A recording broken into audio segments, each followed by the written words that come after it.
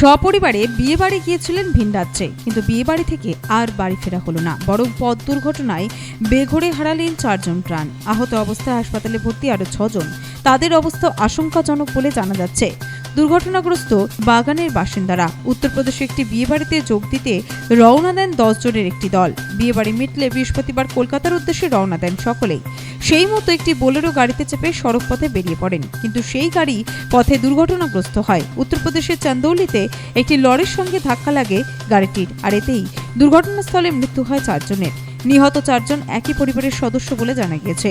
তাদের 50 বছর বয়সী আক্তার আনসারি এবং 30 বছর বয়সী হাকিমুল ও 7 বছরের বালক সাইস্তা হিসেবে শনাক্ত করা গিয়েছে। আর এক নিহতকে গুড্ডু নামে শনাক্ত করা গিয়েছে। এই 4 জন একই পরিবারের সদস্য। গুড্ডু উত্তরপ্রদেশে থাকতেন বলে খবর। এই ঘটনায় গুরুতর জখম হন বাকি 4 জন। উত্তরপ্রদেশের একটি হাসপাতালে চিকিৎসাধীন রয়েছেন তারা। তাদের অবস্থা আশঙ্কাজনক বলে জানা গিয়েছে।